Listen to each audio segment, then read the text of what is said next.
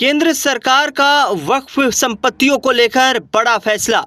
केंद्र सरकार ने सभी वक्फ संपत्तियों को उम्मीद पोर्टल के माध्यम से जियो टैगिंग के लिए एक सूची तैयार करने के लिए पोर्टल लॉन्च कर दिया है।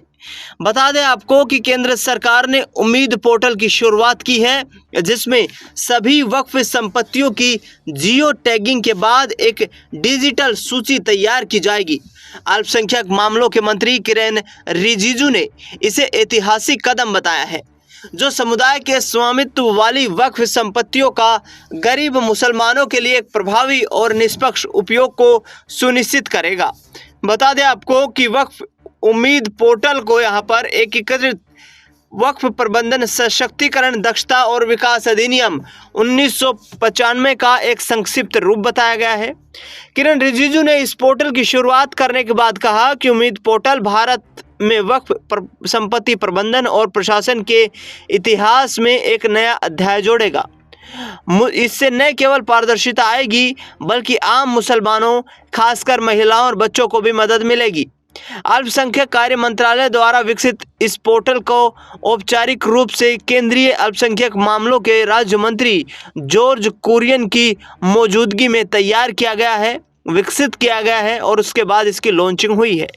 किरेन रिजिजू ने कहा है कि इस बात पर जोर दिया गया है कि उम्मीद केंद्रीय पोर्टल महज तकनीकी उन्नयन से अधिक है। उन्होंने कहा कि अल्पसंख्यक समुदायों के अधिकारों की रक्षा करने तथा समुदाय के स्वामित्व वाली वक्फ परिसंपत्तियों का गरीब मुसलमानों के लिए प्रभावी और निष्पक्ष उपयोग सुनिश्चित करने के वास्ते सरकार की दृढ़ प्रतिबद्धता का प्रतीक है, जिनके लिए यह मूल रूप से बनाया गया था। बता दें आपको कि पोर्टल का उद्देश्य पारदर्शिता, जवाबदेही और जन भागीदारी को बढ़ाना है।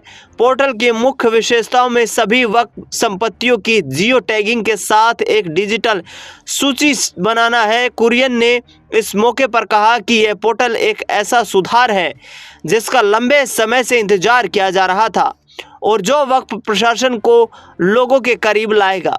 उन्होंने कहा, यह प्रणाली सुनिश्चित करती है कि प्रत्येक संपत्ति का लेखा जोखा रखा जाए और उसका उपयोग उसके मूल उद्देश्य के अनुसार किया जाए। बता दें आपको कि लंबे वक्त से वक्फ संपत्तियों को लेकर विवाद छिड़ा हुआ है।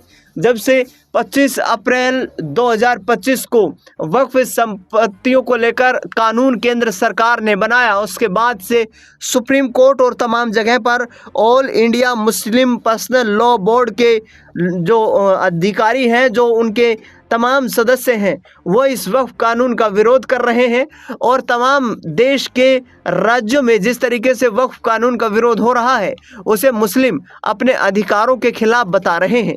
हालांकि सुप्रीम कोर्ट का अभी कोई आदेश नहीं आ पाया है, लेकिन उससे पहले ही सरकार ने उम्मीद पोर्टल लॉन्च करके सभी राज्यों को निर्देश दिया है कि वे राज्यों की तमाम वक्फ संपत्तियों को इस पोर्टल पर पंजीकृत करें, जिससे कि आगामी वक्त में इनकी पारदर्शिता में बढ़ोतरी हो सके।